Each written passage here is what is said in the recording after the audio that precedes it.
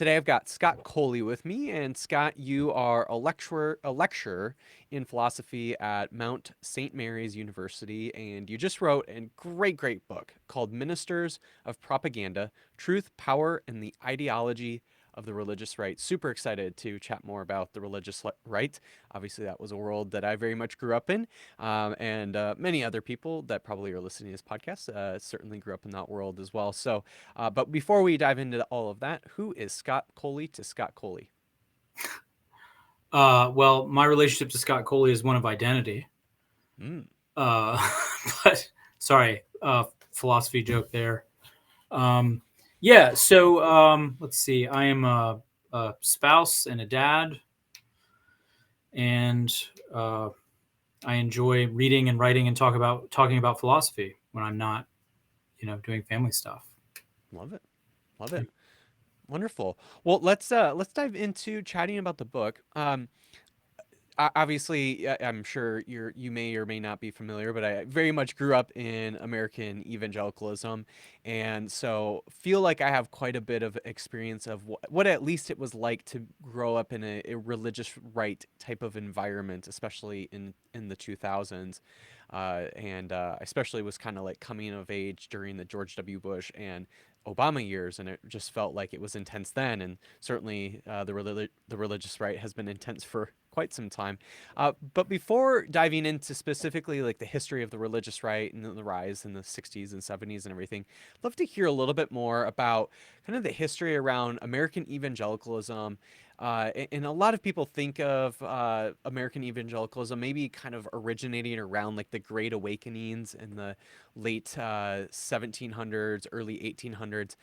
At what point do you kind of start maybe tracking American evangelicalism or originating American evangelicalism? And when does that movement start to get really aligned with politics? I think kind of that proto history before the religious right really starts to shape, obviously, what eventually becomes the religious right. But yeah, can you talk about maybe some of those early years of American evangelicalism and yeah, its early history, especially when it came to its involvement with politics? And then you also mentioned just briefly there about like some of the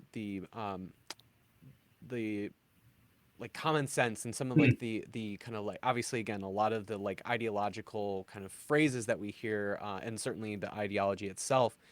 Yeah, do you start to see some of those connections even before the middle of the 20th century? And what are some of those things that you might Sure. identify? So, as far as uh, reliance on this notion of common sense goes, I mean, that goes back to sort of at least the end of the 18th century.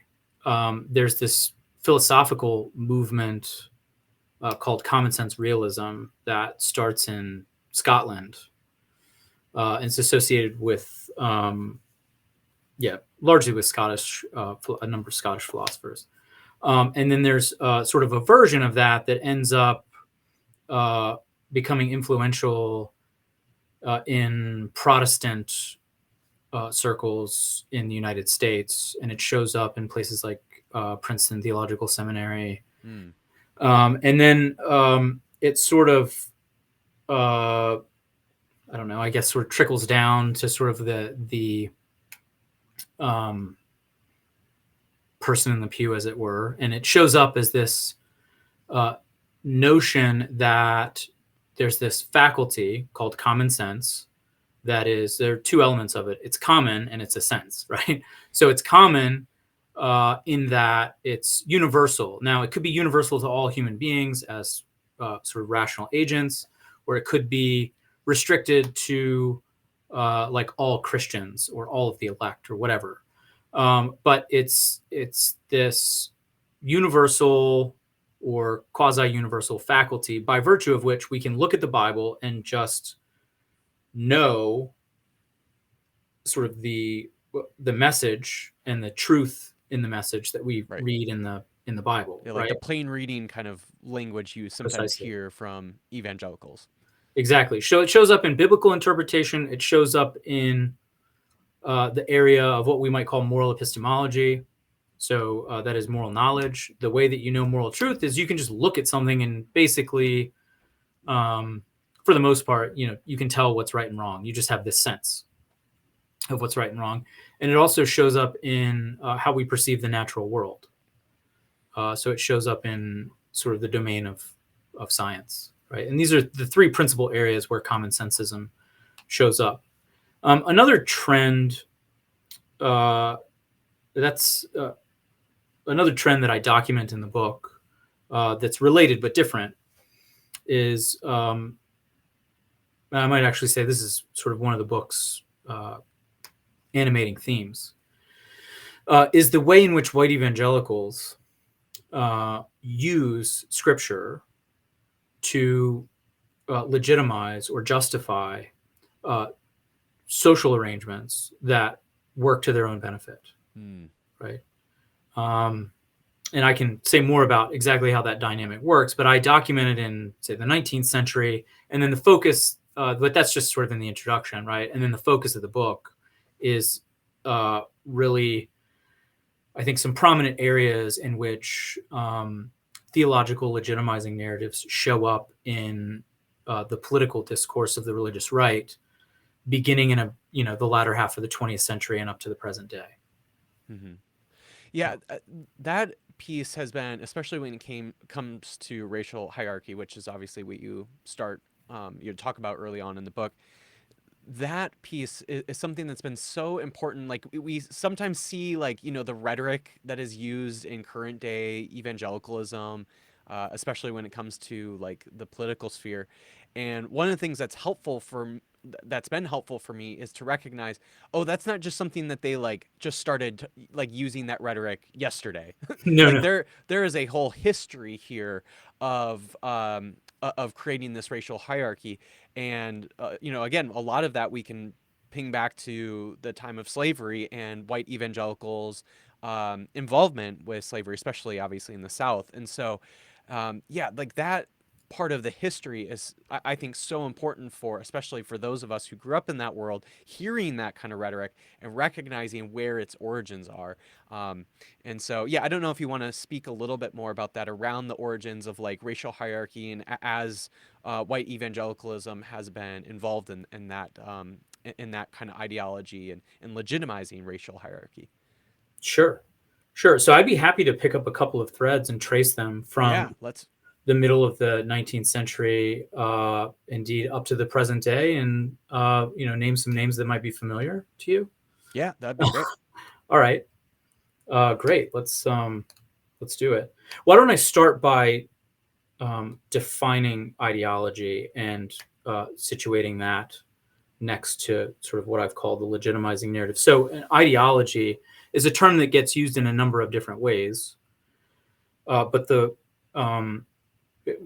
none of which I really want to take issue with. But I use the term ideology to mean a belief system that's oriented around certain social or political or economic objectives, rather than, say, tracking the truth.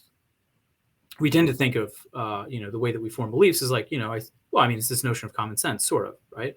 I look around, I see things, I perceive them, and then I form beliefs about them. And, it's this sort of correspondence idea of beliefs and belief formation. But an ideology is a belief system that's oriented around the furtherance of some social objective. And to put it sort of more precisely, the way I define ideology in the book is as a feedback loop between belief and social practice. So a paradigm example of this would be, say, racial segregation in the middle of the 20th century. You've got this belief in white superiority that engenders a practice of racial segregation. And then that practice of racial segregation actually reinforces the belief in white superiority. Because, of course, when people are segregated by race, it's not as though everyone's getting equal access to opportunity and, economic instruments and opportunities and so on. So so it just becomes like a self-fulfilling kind of prophecy of just precisely. that never-ending cycle between the belief and the practice. Exactly. So it's a feedback loop. Yep. So this is ideology, and a legitimizing narrative It's the last sort of definition I'll give before jumping into narrating the history, which is interesting, infuriating, tragic, and interesting. Right. What we might call a legitimizing narrative so in case it's not obvious, the ideology revolves around a social hierarchy of some kind. That's the social practice, right?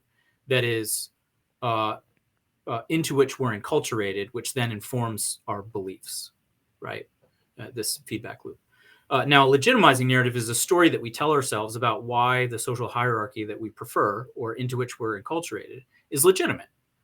Without a legitimizing narrative, stratification is just that. Some people have power and privilege and opportunity. Other people are subjugated and disenfranchised. And a legitimizing narrative is a story that we tell ourselves about why that's okay. It legitimizes the practice in question. Okay, so you have ideology, which is this feedback loop between belief and practice, and then a legitimizing narrative, which is a story that we tell ourselves about why certain kind of social hierarchy is legitimate.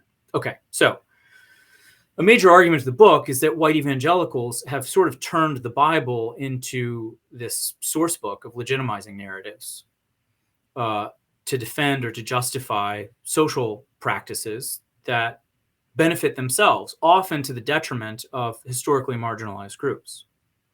And one of the mechanisms by which white evangelicals do this is through what I call the hermeneutics of legitimization.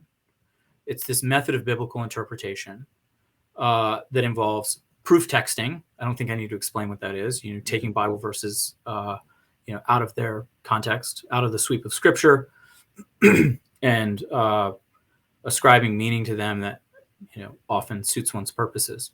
So proof texting, and then motivated literalism, which is reading the Bible in what you claim is the plainest, most straightforward sense, except when doing so would threaten one's material interests, right? So, for example, a lot of white evangelicals will tell you that you have to read the first couple of chapters of Genesis to mean that God created the earth in 6 24-hour periods a few thousand years ago. But then, and as I argue in the book, that's I think very arguably that's not even the most straightforward reading of the text, right? Even setting aside genre and all of that. Right. But then you get to the New Testament and Jesus' statements about wealth and admonitions about caring for the poor and the danger of being wealthy, and all of a sudden now it's super complicated, right? I mean, you can't just read that in a straightforward way. It's capitalism and all that. It's complicated. So okay, so that's motivated literalism, and then finally we have authority and submission. This paradigm, this theological paradigm, according to which one of the central questions that Scripture sets out to answer is which humans should be the boss of other humans, right? So you combine those three things: authority and submission, motivated literalism, and proof texting, and what you have is a recipe to take the Bible and use it to justify social arrangements that benefit yourself. Mm-hmm. So, one example that we'll trace from the middle of the 19th century all the way up really to the present. In the middle of the 19th century, I don't have to tell you, the United States was bitterly divided over the issue of race-based chattel slavery. This occasioned, of course, the American Civil War. Sometimes you might hear someone who wants to defend, a particular theologian or political figure or something who participated in this iniquitous institution. They might sort of attempt to mitigate or excuse this behavior by saying, well, it was man of his times, right? Right. This is nonsense. Or he freed his slaves right before he died or whatever. Nonsense. Yeah, exactly. Looking at you, Jonathan Edwards. Right. So this is nonsense. By the middle of first of all, I mean, before the middle of the 19th century, I mean, Thomas Jefferson knew that chattel slavery was iniquitous. He wrote about it, journaled about it. He was aware that it was iniquitous. But certainly by the middle of the 19th century, all of our North Atlantic peers had outlawed chattel slavery. And there were denominational splits, Baptist, Methodist, Presbyterians. So there were plenty of people around saying this is not okay, right? So if you're sort of a white evangelical in the middle of the 19th century, looking to defend the indefensible, what do? Where do you turn for sort of like an argument for why this practice is okay when everyone around you is saying this is not okay? In what I argue is a pattern that persists to the present day, white evangelicals in the antebellum South turned to the Bible and biblical proof texts. So there are a number of proof texts they use to argue that slavery is okay, but one stands out, and that's Genesis 9. So what's happening in Genesis 9 is that the floodwaters recede. You with me, Mason? This is good? Oh, okay. Yeah. All right. So the floodwaters recede. Noah comes out of the ark, plants a vineyard. Later, he ferments wine, as one does, gets drunk, ends up drunk, naked, passed out in his tent. Noah's youngest son, Ham, Noah has 3 sons. The youngest of his 3 sons, Ham, wanders into Noah's tent, discovers that his dad is drunk, naked, and unconscious, goes out and tells his older brothers, Shem and Japheth. Shem and Japheth are horrified. They walk backward into Noah's tent to avoid seeing him naked, carrying a cloak between the two of them, and they cover him with the cloak to avoid seeing their father naked. Okay. Noah wakes up the next day, and he is angry. Now, the text is a bit ambiguous as far as exactly who did what and why and so on and so forth, but Noah is very unhappy, and he's unhappy, it seems, with Ham in particular, and so he curses not Ham, not all of Ham's sons. Ham had 4 sons, not all of Ham's sons, but just one of Ham's sons, namely Canaan. And the curse is that Canaan and all of Canaan's descendants will in perpetuity be slaves to the descendants of Shem and Japheth, right? Now, if you are, a white evangelical theologian in the antebellum South looking to justify the practice of race-based chattel slavery, what do you do with this text? I can tell you what they did with the text, right? They said, well, obviously, and obviously is, in scare quotes here, because it's not obvious at all, right? But they say, obviously, this curse of Canaan is still in effect. It's variously called the curse of Canaan or the curse of Ham. Obviously, this curse of Canaan is still in effect. The descendants of Canaan are, slaves to the descendants of Shem and Japheth. And, well, who do you suppose the descendants of Canaan are? Well, wouldn't you know?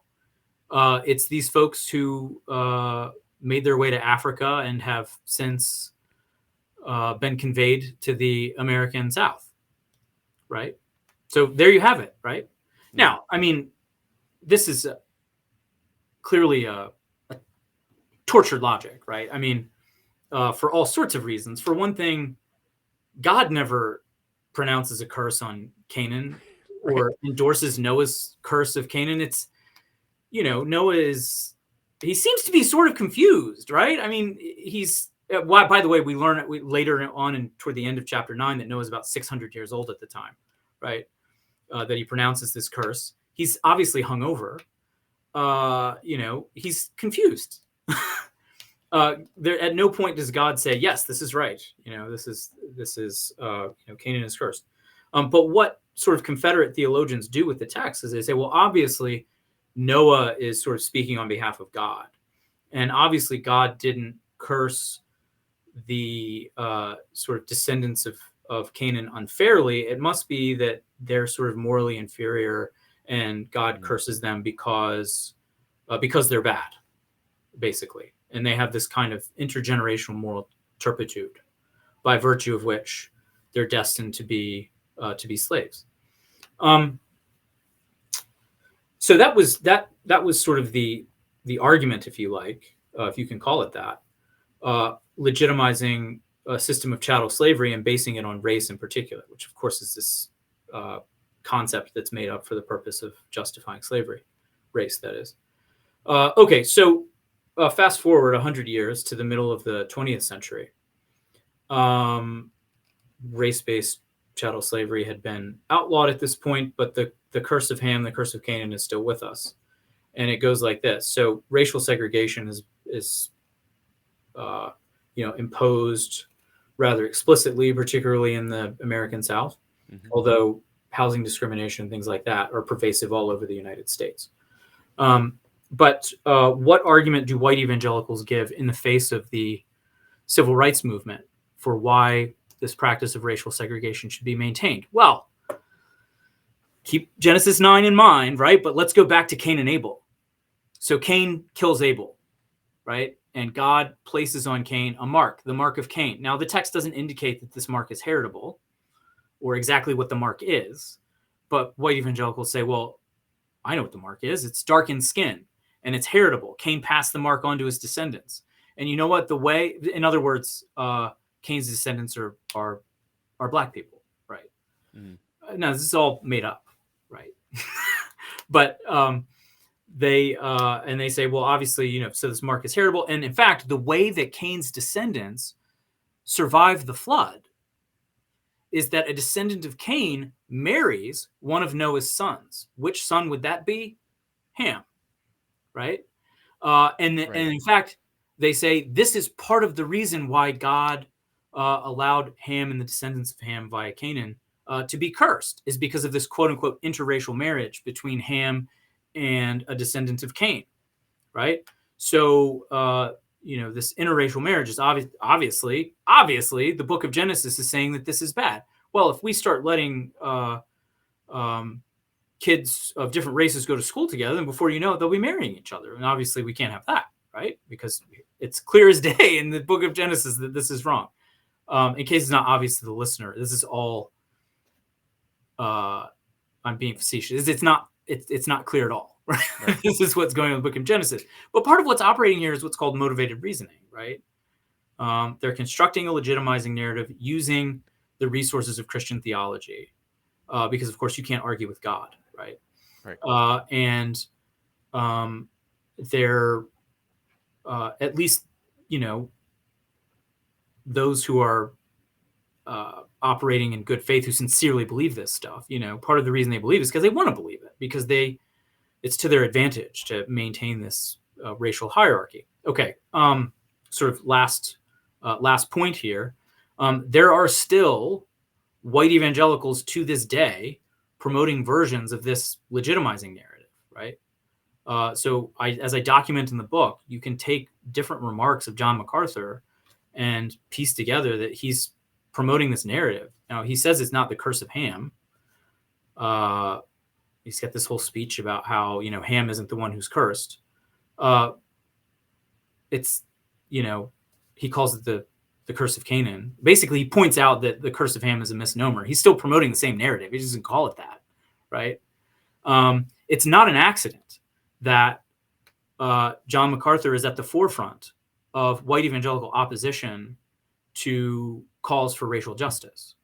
It's easy to dismiss systemic racism as a myth if you have a story, even if it's not entirely conscious, right? You have a story that explains something like the racial wealth gap in terms of so-called intergenerational moral turpitude. Very last thing, the Ark Encounter, right, which is a creation science museum run by Answers in Genesis. They have two creation science museums, the Creation Museum and the Ark Encounter. They're both in Kentucky.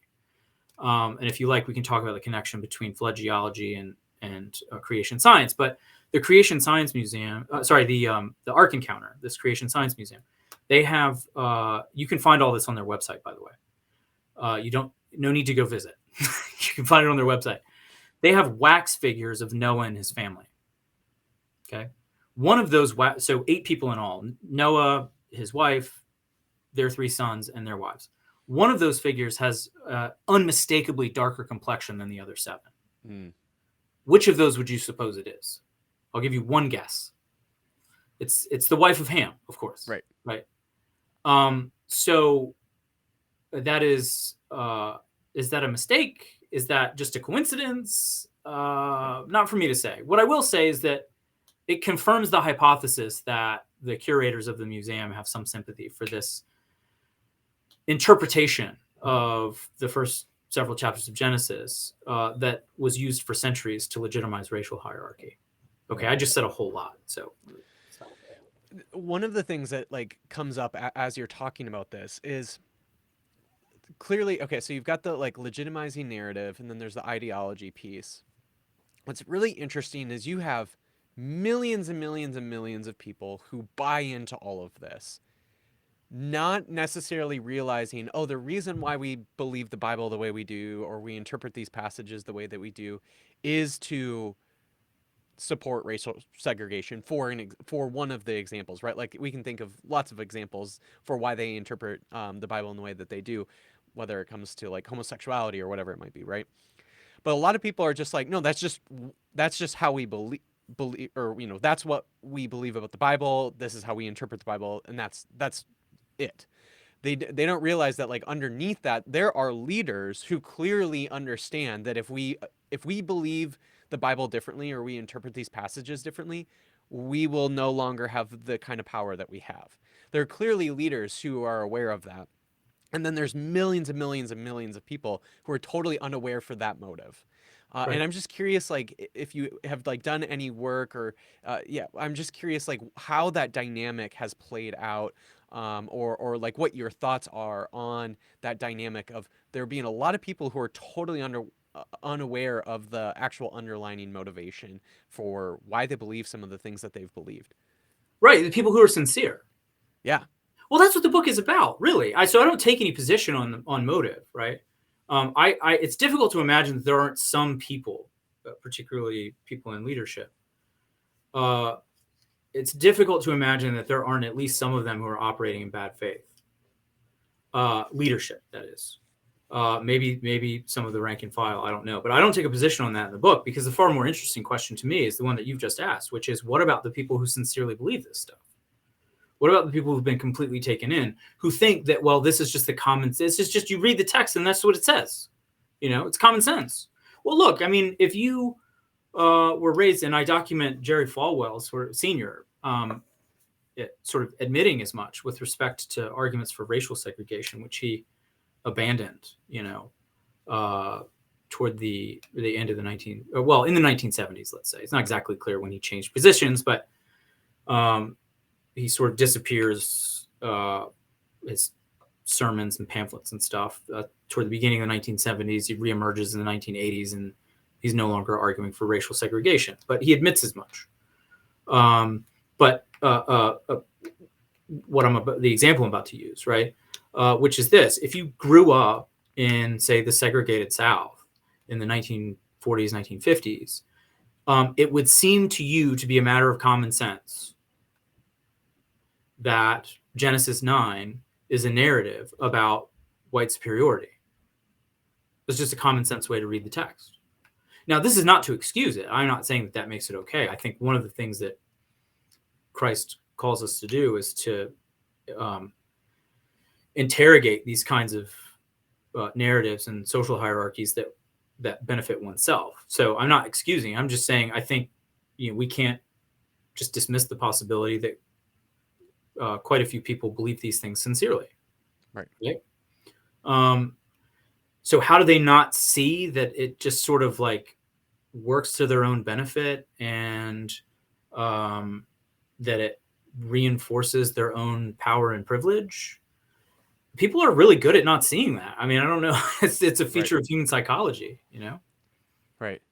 Yeah, I mean, growing up believing some of these same exact things about the Bible, again, like I don't really recall growing up in South Dakota, specifically the stuff around like racial segregation and hierarchy and interpreting those passages. But again, regardless, like the Bible was being interpreted in a very similar way. And again, like growing up in that kind of environment, I didn't get this sense of, oh, we're doing this for our own benefit. But again, it is interesting that there are leaders who clearly are aware of that.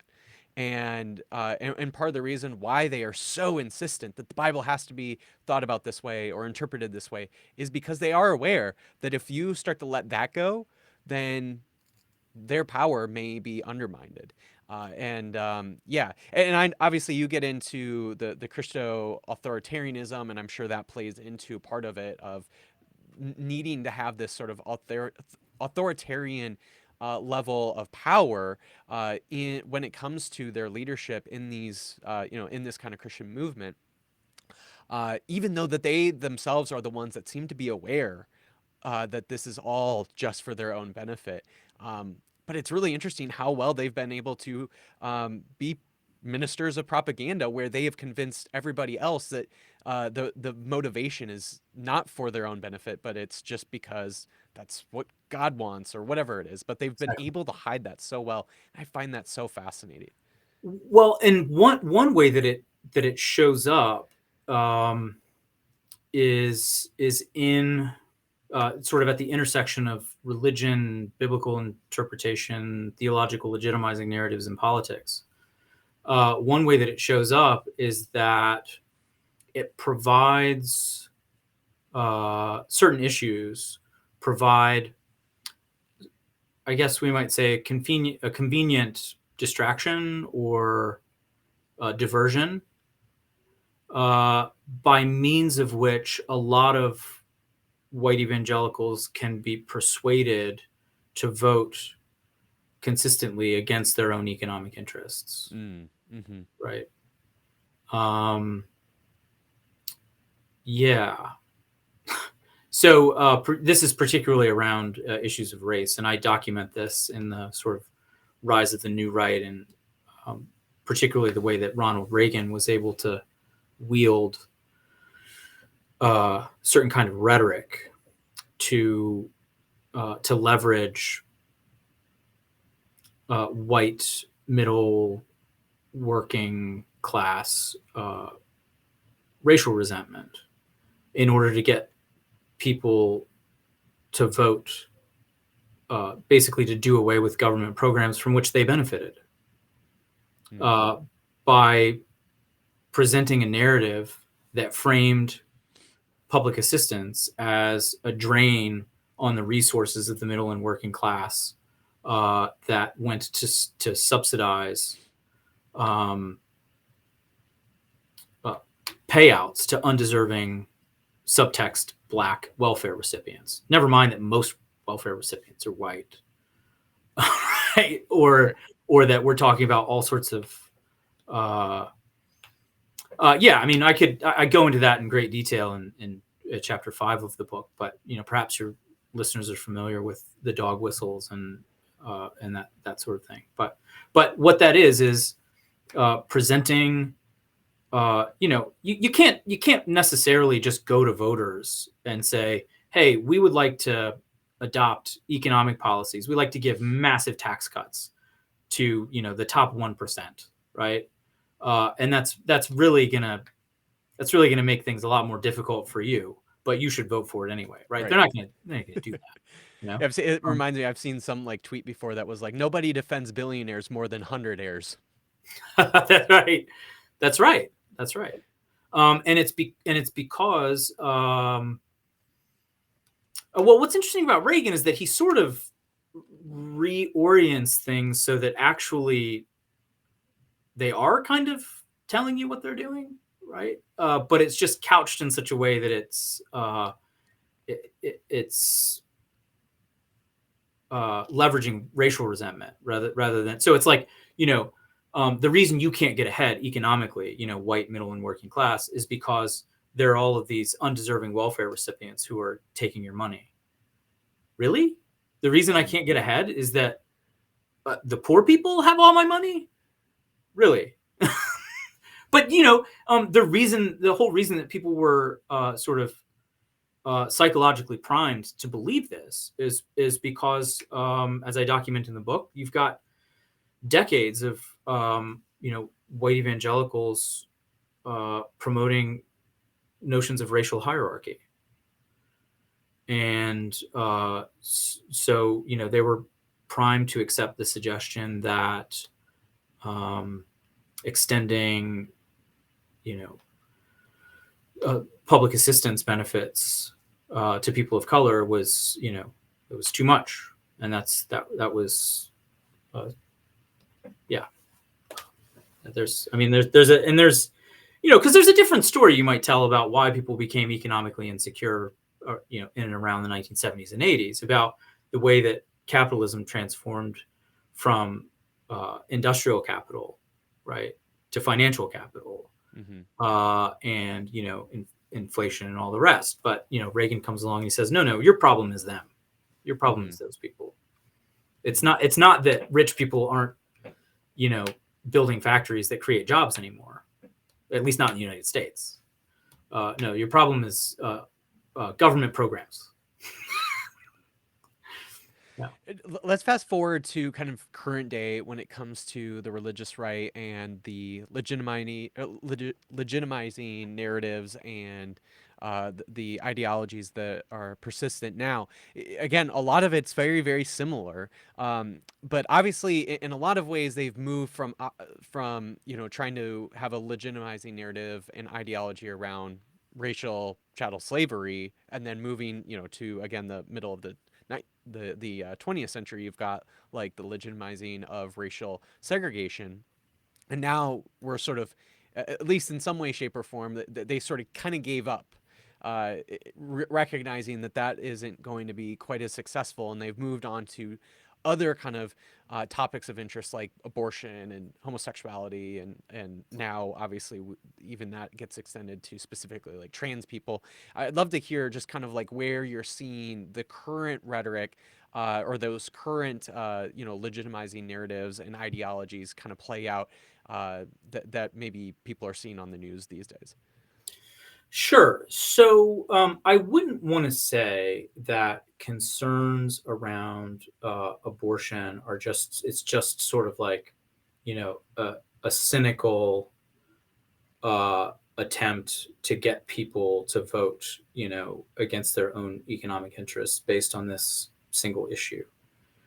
I wouldn't want to say that. I mean, some folks have essentially argued that. But I'll just say this about that particular issue. And by the way, what I'm saying applies strictly to sort of the white evangelical tradition in the United States. Right. Catholics have been consistently against abortion, across the board. As I document in the book, this wasn't always so for white evangelicals, right? Right. Um, so you've got a lot of white evangelicals who are very upset that the federal government is threatening to take away their tax exempt status if they don't integrate their schools, their private schools, uh, whether it's secondary, post secondary, whatever institutions, right? Because of course, tax exemption is a form of public subsidy, right? Mm-hmm. The idea is that you're providing a service that the government doesn't have to provide, and will sort of pay you by not taking taxes from you, right? And at a certain point, the federal government comes along and says, we're not going to pay you to perpetuate this practice of racial segregation, which is deemed to be not good, right? We're not going to pay you to do that. And so these folks get pretty upset about this. Finally, for a variety of reasons, they sort of, as you say, abandon their explicit arguments for racial segregation and sort of reemerge a few years later, really having coalesced around this issue of abortion. And some historians and commentators look at this and they say, that's really suspicious. Is this abortion issue really just sort of a proxy for wanting to maintain, this kind of racial hierarchy? As I say, I think that's a bit too cynical. I think there are a lot of people who are, very sincere about their convictions in this regard. I will say this though, there's a reason why the people who the white evangelicals who organized politically around the issue of abortion, there's a reason why they all had each other's phone number. Mm. Right? There's a reason why they already knew each other and had already, been in meetings together. Right. That group chat was popping. What's that? That group chat was popping. Right. Yeah, that good. Right. No, I like that. Okay, so the group chat was already open, Right. right, and it had nothing to do with abortion when the group chat started, Right. right? Um, so, yeah, um, yeah. I mean, if you can get if you can get people to vote on the basis of these sort of social issues, which you can find various justifications for based on common sense reading of biblical proof texts, then you can get people to continue voting. Because look, I mean, you can if you're advocating for economic policies that are going to harm a majority of the population, you have a couple of options. You can try to persuade them to vote explicitly, like for um, economic policies that are going to undermine their own interests. I mean, good luck with that. Or you can say, hey, never mind this thing over here, right? You've got to vote based on this or that issue, right? You've got to vote, and I mean, it's particularly with respect to race, which that hasn't entirely gone away. It's just coded now. That's one of the things I talk about in the second chapter of the book. The language around it is just coded, right? I talk about it in chapter 5 as well. But James Baldwin, right? I mean, when he talks about traveling around in the American South, he remarks that one of the saddest things is to observe basically poor white people who take a lot of comfort in the fact that at least they're not black, Mm-hmm. as if that means anything, right? And they will participate in their own oppression as long as they get to be better than someone, Right. right? Yeah, I mean, and that's it could be people from any number of different groups, and the legitimizing narrative. Yeah, I mean, if it pulls from a scripture and can sort of be cloaked as the transcendent word of God, then it can't be argued with. Mm-hmm. What about what would you say around like now, especially we've had Trump, we've had a massive amount of support from a lot of white evangelicals for Trump. Obviously, the term or the sort of phrase of like Christian nationalism is starting to get thrown around a lot more, which has a lot of similarities to what you're exploring in this book. Yeah, can you talk a little bit about how that whole like just where we're at now, especially knowing we're in election year, Trump's going to be the Republican nominee. We've got people in Congress who literally identify as Christian nationalists.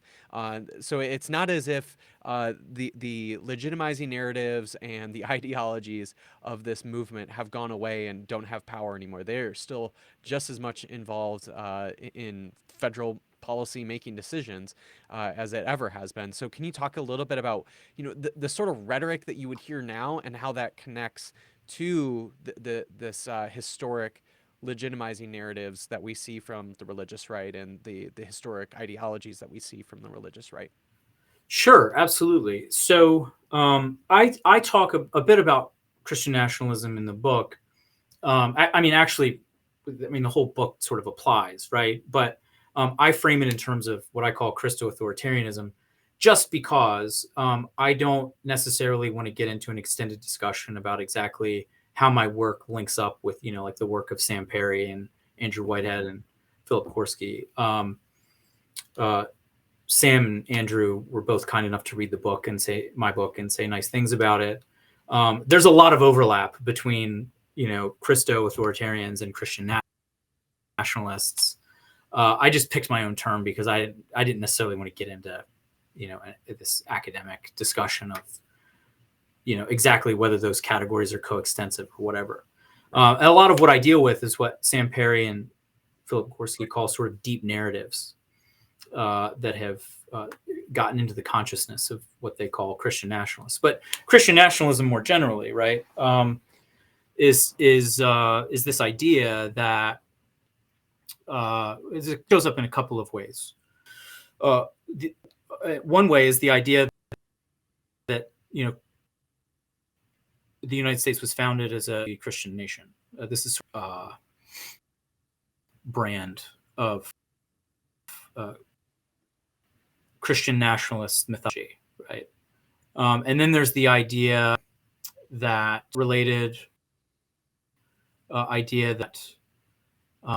the United States in the present day identify itself as a Christian nation and adopt policies that explicitly aim to privilege or encourage Christian belief and practice. Which kind of Christianity they don't. These people are short on details when pressed, right? They're not detail oriented, I guess you might say. So it's one fascinating and terrifying thought experiment. Is just sort of imagine what it would be like if these people actually ran the government, the federal government. The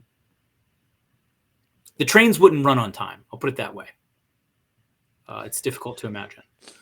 Because it's like, well, which version of Christianity? Which you say you want the Bible? Well, which version of the Bible? Whose understanding of the Bible? Right. Not discussed. Right. Yeah, I do remember when I was chatting with Andrew Whitehead about his book, and that was one of the questions I wanted to dive into. Is they clearly have an understanding of what kind of Christianity it is that they want to propagate, but they themselves don't seem to really understand. Like, it's really interesting that they have an understanding of Christianity, but they don't seem to be all that like explicit about, hey, this is the kind of Christianity we want to propagate. But that would it would be undermining to their whole premise, is that they think that they own Christianity, right? Like they have the understanding of Christianity, and anything else is not Christianity. Right. So which version of Christianity? They would say, well, the real version. Right. Yeah. Christianity. Right. You know what I mean? Christianity. Come on. Yeah. So part of what's there are a number of things I think that have contributed to this emergence of this explicitly sort of Christian nationalist project. And I think one is a sense, I mean, the emergence, we could say more generally, of like post-liberalism, right? That is to say, not progressivism, but classical liberalism. So post-liberalism in the sense of classical liberalism. The idea that liberal democracy is maybe not a great idea, right? We're kind of over it. Why? Well, because if you let everybody vote, and you're going to sort of have, democracy or representative democracy, you might end up with policies that aren't great for, or aren't the most ideal for Christians according to a certain vision of Christianity. Right. In other words, there seems to be a recognition that the culture war has sort of gotten away from them.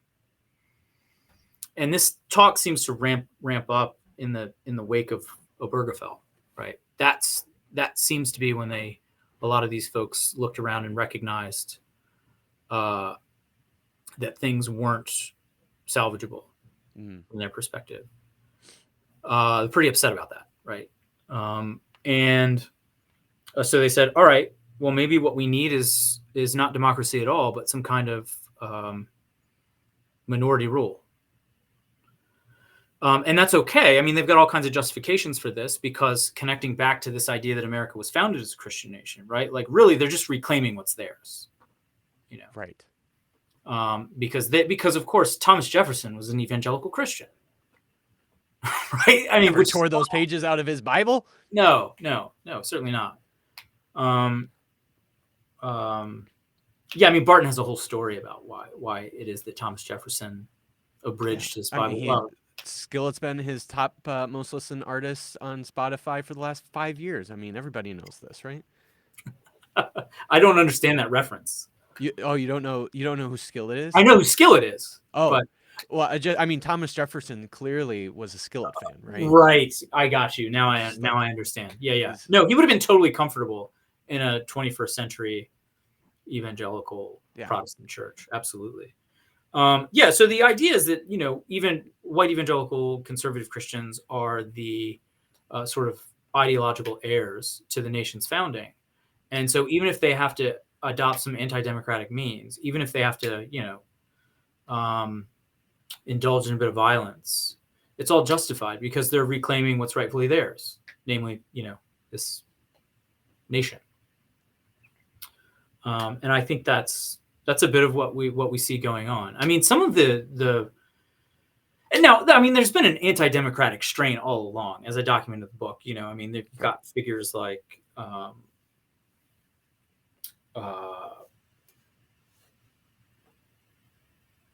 Paul Viguerie, even politicians like Mike Huckabee, Phyllis Schlafly, stating explicitly that they don't want everyone to vote, right? And that things, the more people who vote, the more, you know, the influence of like the quote unquote real Americans, you know, Right. white evangelical Christians is diluted.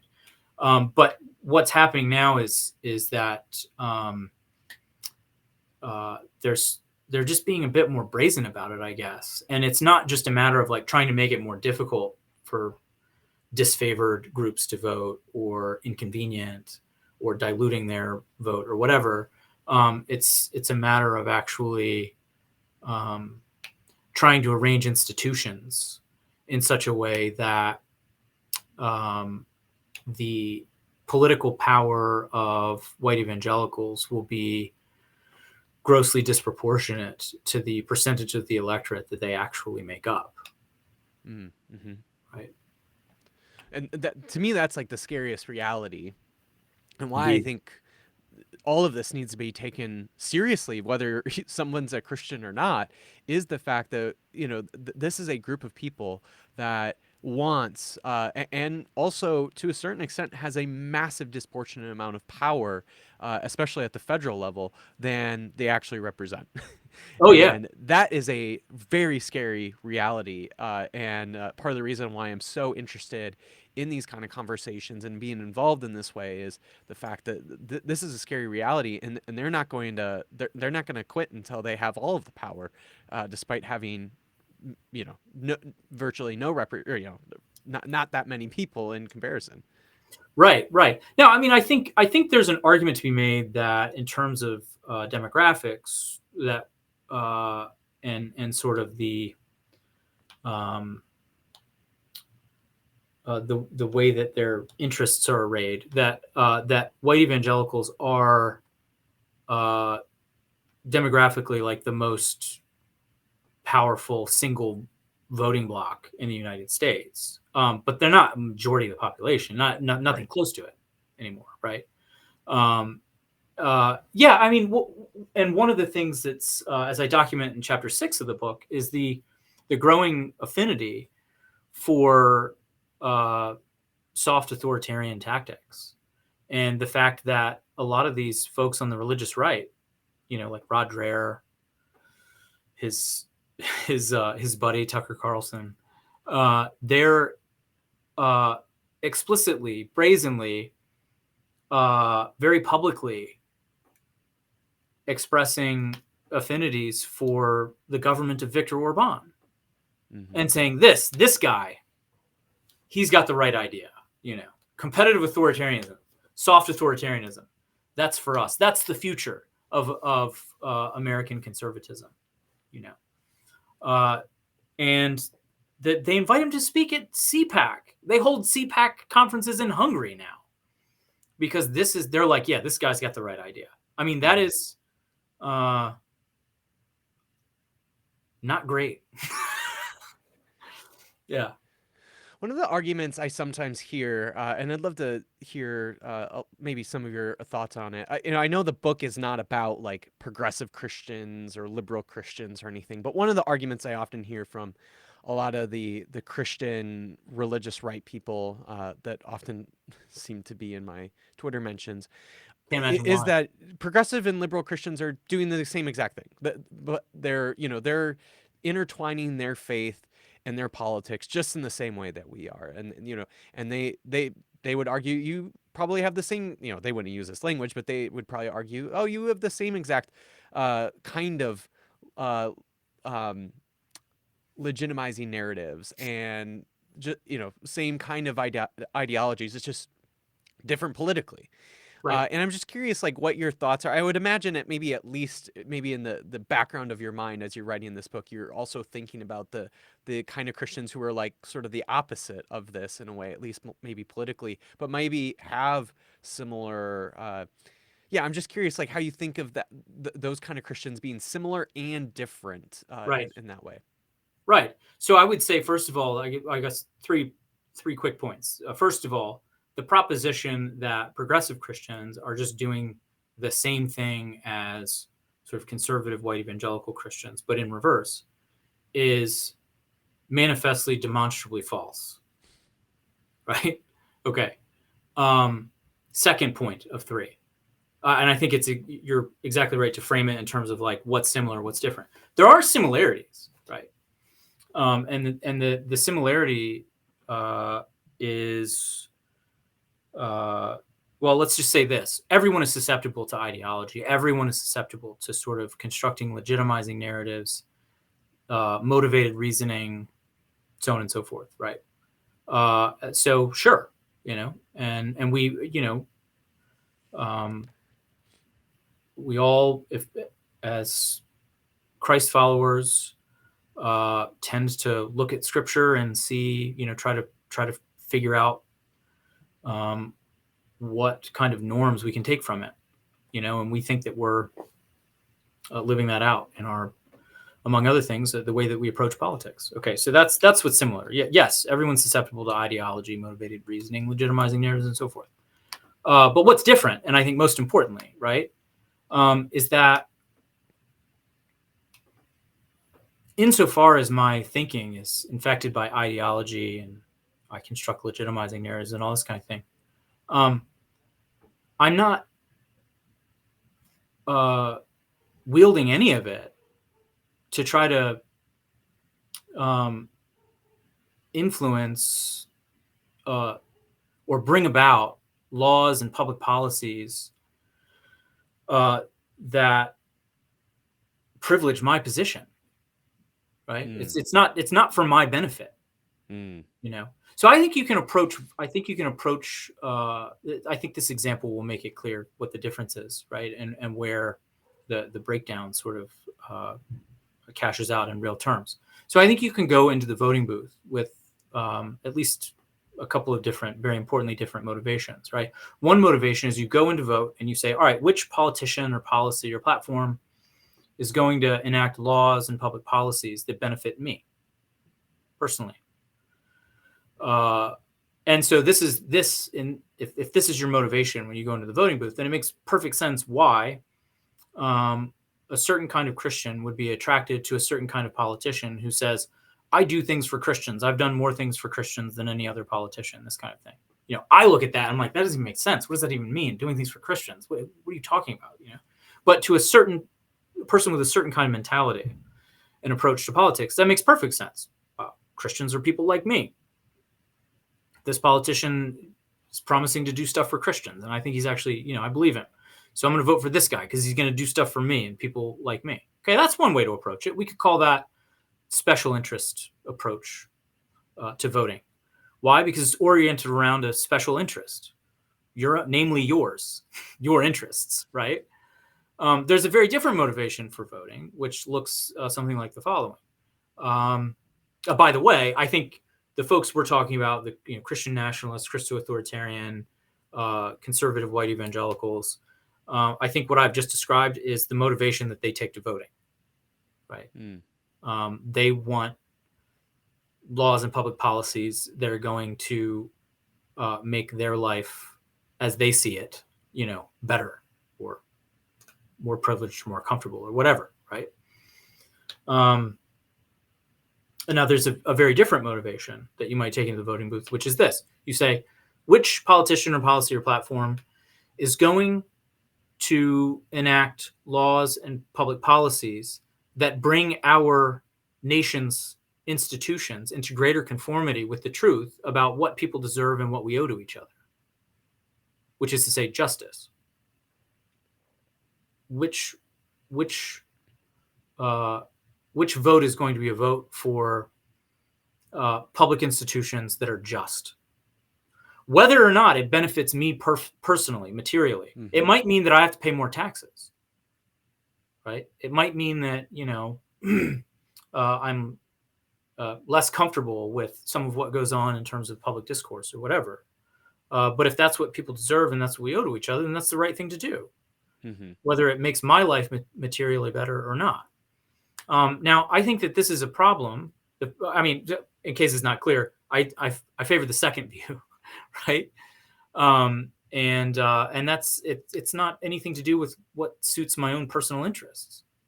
It may be, right. I mean, civil rights leaders argued for justice, and as it turned out, it was also in their interest because their rights were being violated. Right. But when Martin Luther King, when Dr. King gives a speech about why you should come alongside the civil rights movement and support its objectives, he didn't say, although it would have been true to say, he didn't say, my life would really be better. My situation would be better if you stopped oppressing me on the basis of, my skin color. It's totally true, right?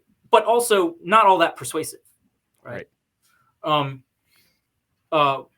What he said, which is also true, is that justice demands it, right?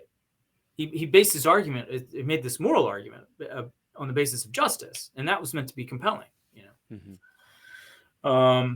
Yeah, so I think justice is a worthy political objective. Pursuing my own personal interests is not a worthy political Mm-hmm. objective. Yeah. And in fact, it's, I think, antithetic to the message of Christianity Mm-hmm. to pursue my own interests in that way. And by the way, if in our political community, when we just are a bunch of different special interest groups that are all sort of pursuing our own interests and vying for power, that's a fragmented, fractured political community, and there's no future in that. I mean, we share a patch of geography, but we don't share a horizon. Right. We're just a bunch of people who are sort of barely tolerating each other and trying to get what we want at the expense of others. Whereas if justice is the motivation, sure, we're not always going to agree. In fact, we'll often disagree about exactly what justice requires. But at least in that case, we're having a meaningful public debate about what our laws and public policies should be, what people deserve and what we owe to each other, rather than just saying, like, here's my Is that a naked person? social Is that truth. person a human or not? Sure. Oh, right. Yeah, sure.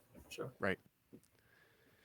Yeah, I still remember it was when I started like leaving evangelicalism, and obviously like a lot of that was aligned with me changing politically. And I remember thinking to myself during that time, it was the first time in my life that I recognized as like a white straight man that this like I'm going to start supporting things that don't actually directly benefit me. And I still remember hearing the rhetoric from like my dad or others growing up of, no, we support these sort of political policies or whatever because that's what would be good for us. It was the first time in my life that I had ever had even the slightest idea that I could vote or support something politically that had no direct benefit to me. That was a massive shift in my own life. And so, yeah, I just think it's just unbelievably important to recognize that that is a significant difference between these two different types of Christians. That's I would say that, at least in terms of like functionally, I think that's maybe the biggest difference, Mm-hmm. right? Is Totally. that you're looking to enact policies that further your interests. I'm looking to enact policies that achieve justice. Whether or not you agree with my conception of justice, you have to admit that that's a fundamentally different orientation, because I'm not Mm-hmm. just in it for my own interests. Yeah, I mean, I think you captured it Yeah. perfectly. But that is quite a realization for some people, that's even sort of an option, or that maybe it might be a good thing, and indeed it might be the thing that Jesus calls us to do. Right. Right. Well, that kind of I think dovetails perfectly into my next and couple last questions. The tagline of my podcast, Scott, is exploring, inspiring, and liberating theology. So obviously, knowing that you're not a theologian, but certainly there is some theology maybe that you'd want to construct. Um, with this research? Like, what is it that you want to kind of go out in the world and hope that, hey, if you read my book, this is what I hope you get out of this, that might leave you a little bit more inspired and hopefully maybe even a little bit more liberated. Good. Okay. So I'm not under any illusions about, like Franklin Graham or someone who's really devoted to his ideas sort of picking up my book and saying, "Oh, gee, I've been wrong all this time about all these things." But what I do hope is that people who are maybe questioning the um, relationship between theology or their faith and sort of the political objectives of the conservative establishment in the United States, if there is such a thing, we'll say that political right, anyway, sort of questioning that relationship and trying to disentangle their faith from the politics of their parents' generation, might find in this book some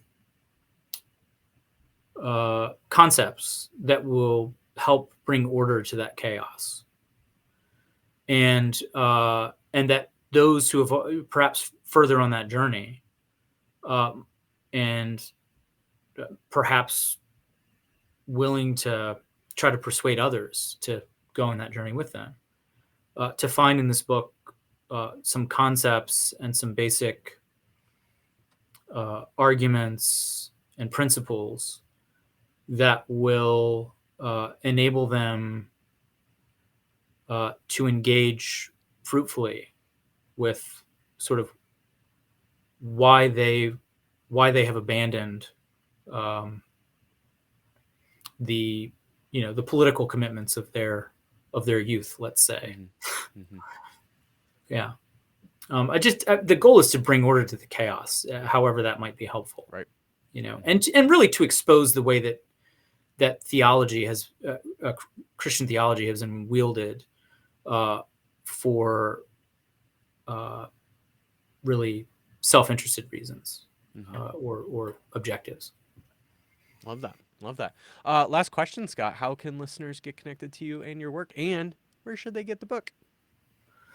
Great. So the book is available for pre-order. It'll be out June 4th, but it's available for pre-order, where you buy books, Amazon, Barnes & Noble. You could go to the publisher's website, Erdmans, EERDMANS, and order it there.